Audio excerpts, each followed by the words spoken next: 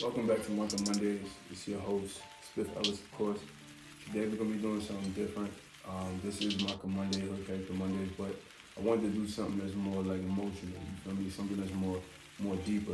You know what I mean? So this drawing we did today, um, it was more so about mental things, or just if you are an overthinker, or if you ever have a night where you just losing sleep, or you just having one of those days where you just fighting your demons, like, you feel me? So like that's the vibe of this Month of Monday today.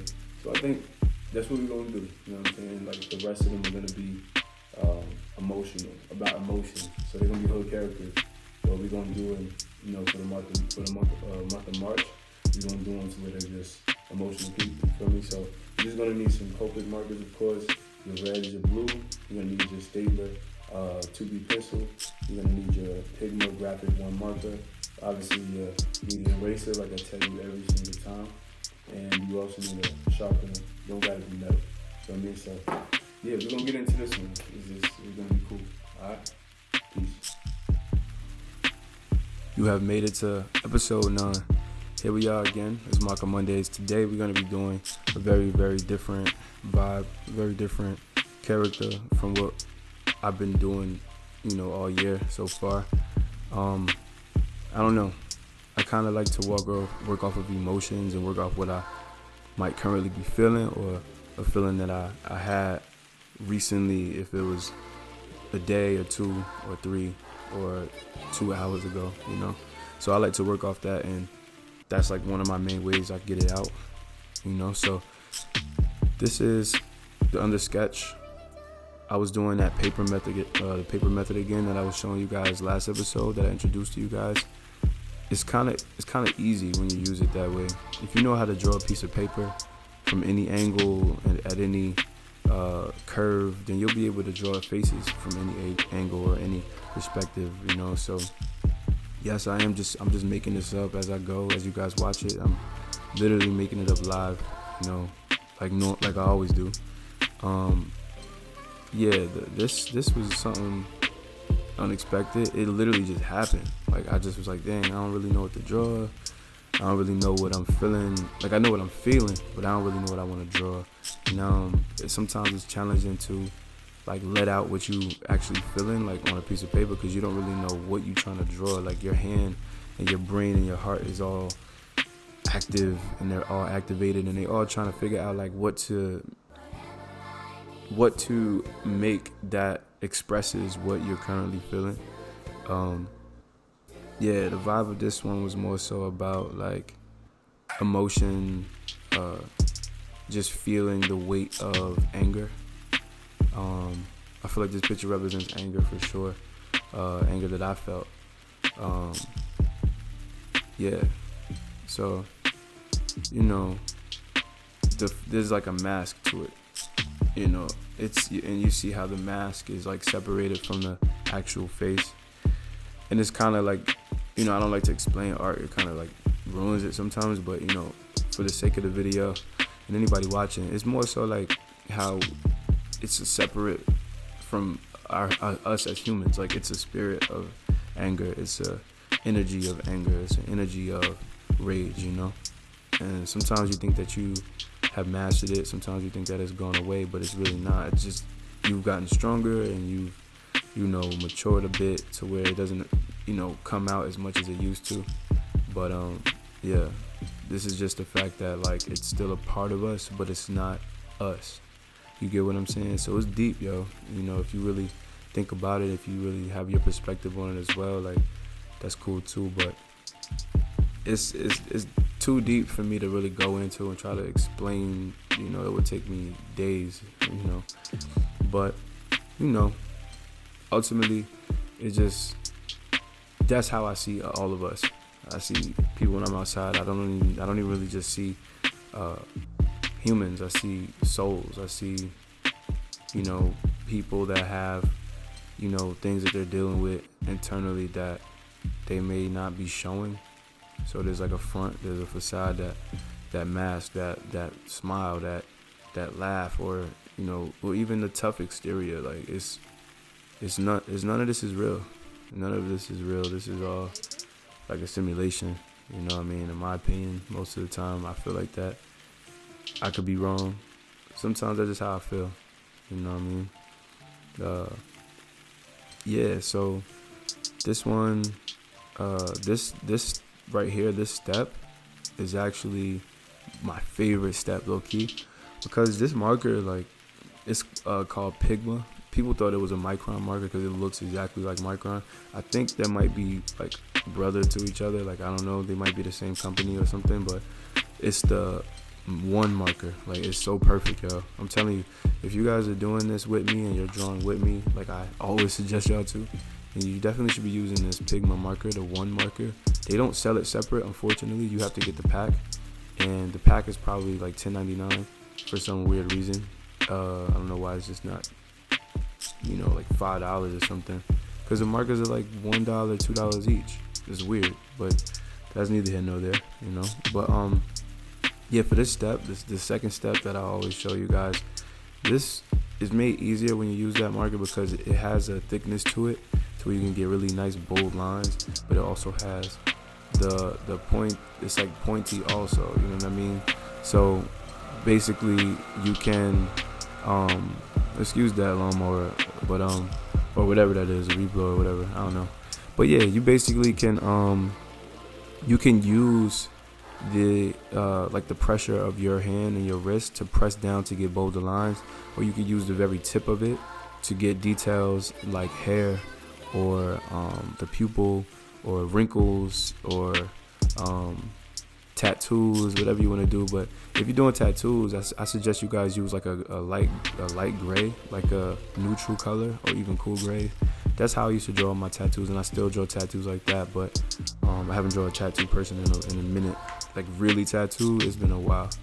But yeah, so you guys really want to take your time for that part for sure, because you want to make sure your lines are clean as possible. They won't be perfect. You know what I'm saying? No matter how long you've drawn, sometimes it's natural art. It's not like perfected or, like a cheat code, kind of like digital art, like graphic art. Like, there's a lot of people that really can't draw nicely with, freehand, but they draw perfectly with graphics. It's kind of like a crutch. So if you're gonna do graphic art and all this other stuff, make sure you're doing like the rawness of it too. Like, make sure you're keeping it like, original, like by, doing the groundwork. Make sure you get your wrist game right. You know what I'm saying? Because that's gonna help you throughout your art career and your art journey, as you're trying to get better. So, but yeah. So now after I erased that, and now I'm still erasing it because sometimes I do it too quick for the video and it's still kind of like there, so it kind of smudges the markers too. So you definitely want to give yourself as much erasing as possible.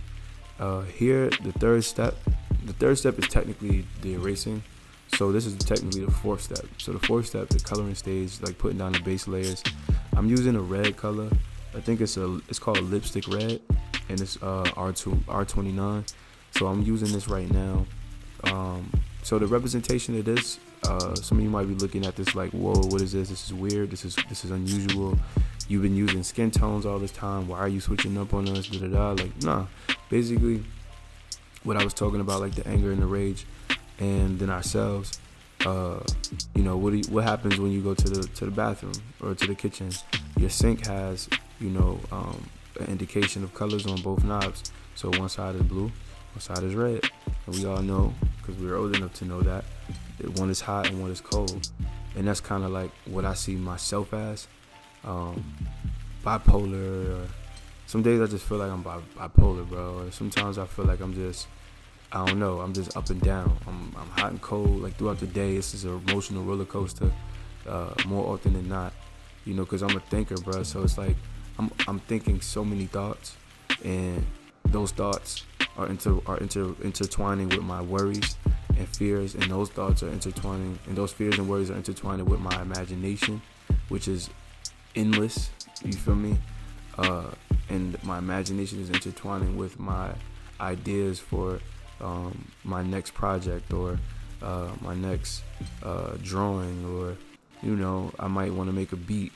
You know what I'm saying? So all of my gifts and my talents and my abilities intertwining with my fears and misconceptions and assumptions and rage and arguments and misunderstandings and impatience and imbalance and all the things that us humans go through, and I feel like we're just trying to find that balance, you know what I mean? And it's a challenge. It's something that is like gradual. That's something that I feel like takes a very long time. It takes a lifetime.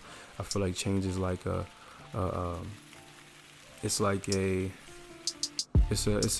process, you know what I'm saying? It's not I saw a quote that said it's not an event, it's a process. And when we think about an event is like that night, a party or art show or release day or whatever. That's an event. That's throughout the day. Then the next day, we go towards another day, another situation, another whatever. You know what I mean? So it's just like that with your art. You know what I mean? Like, it's a process. It unfolds throughout the years. You have to learn yourself. You have to go through things. You have to have problems. You have to have conflict. You have to have friction. You have to have failure. You have to have disputes. You have to have people sue you. You have to cut people off. You have to yell. You have to be yelled at. You have to be cursed out. You have to curse people out. Like, it happens. It's like, we're not perfect. You feel me? So these are the things that intrigue, not intrigue, but these are the things that provoke some of the dopest art. You feel me? I feel like without pain, there's no paintings. You know what I'm saying? It's just what it is. Like, we can't create off joy all the time. Positivity isn't being in a positive, isn't being happy all the time. Like, you know what I'm saying? So I just use this art to feel better, because this is the first thing I run to. Okay, I'm gonna close my eyes, meditate, pray, talk to God, and be like, yo, like, what's up? Talk to God like he's a father, like the father that he is. Talk to him like he's right next to me. Talk to him like he's a human being, even though he's a spirit. That's what I believe. You feel me? That's my belief. So run to my creator, run to God, and then I run to the paper. Like, that's just what it is. Or I run to the music. Like, this, I can't bottle it in. And I don't think any of you guys should, because it doesn't do any good. It just weighs you down, and you gotta let it out. Speak it out or let it out, creatively. I use my paper to vent. I use my music to vent, my poetry. I use my fashion to vent. I'm always venting.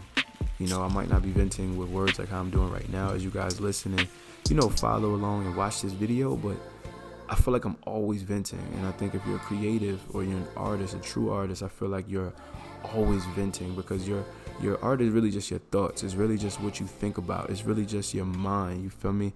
And I feel like my mind is what people come to me for. My mind is what people buy my art for. My mind is what you hear when you hear a beat that I made. My mind is what you hear when I speak.